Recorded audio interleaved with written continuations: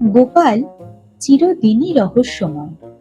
রহস্য ছাড়া সে এক মুহূর্ত থাকতে পারত না।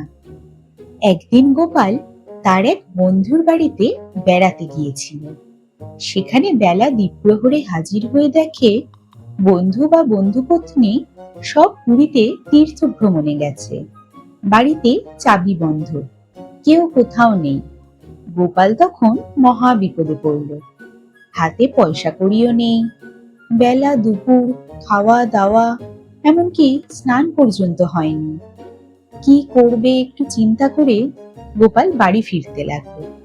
পথ দিয়ে আস্তে আস্তে গোপাল দেখতে পেলে এক বটগাছের তলায় একটি ময়রার দোকান, আর তার সামনে একটা বড় পুষ্করিণী। গোপাল কোনো রকমে স্নানটা সেরে ময়রার দোকানে এসে হাজির হলো। দোকানে ময়রার একটি 7-8 বছরের ছেলে বসে আছে।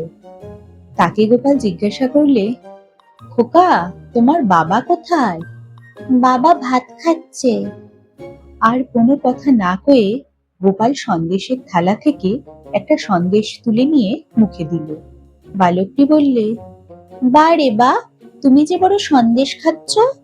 গোপাল থালা হতে আর একটা সন্দেশ মুখে ফেলে দিয়ে বললে, আমার নাম মাছি, আমি রোজ সন্দেশ খাই, তা তোমার বাবা জানে। বালক চিৎকার করে তার বাপকে ডেকে বললে, বাবা, মাছি সব সন্দেশ খাচ্ছে।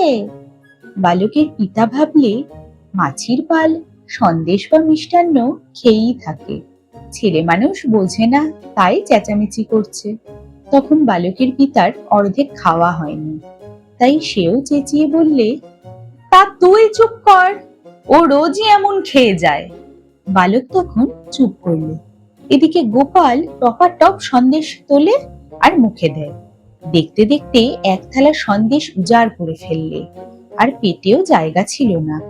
দোকানিরও এসে পড়ার সময় হয়েছে ভেবে গোপাল সরে পড়ল। কিছুক্ষণ পরে দোকানি আহার শেষ করে পান চিবোতে চিবোতে দোকানে উপস্থিত হয়ে দেখলে থালা শূন্য, সন্দেশ বলতে একটিও নেই। তখন তার পুত্রকে জিজ্ঞাসা করলে, আরে, এক থালা সন্দেশ কি হলো? কেন, তোমার সেই মাছি খেয়ে গেল? দোকানি শুনেই স্তম্ভিত। মাছিতে কি এক থালা সন্দেশ খাবে রে বেটা? হায় হায়, করলে কি রে? তোমাকে ডেকে বললুম মাছিতে সব সন্দেশ খাচ্ছে, তুমি বললে ও রোজ খেয়ে যায়, তার নাম মাছি। দোকানি মাথায় হাত দিয়ে বসে পড়ল। খুব কমপক্ষে তখনকার দিনেও 12-13 টাকার সন্দেশ হবে।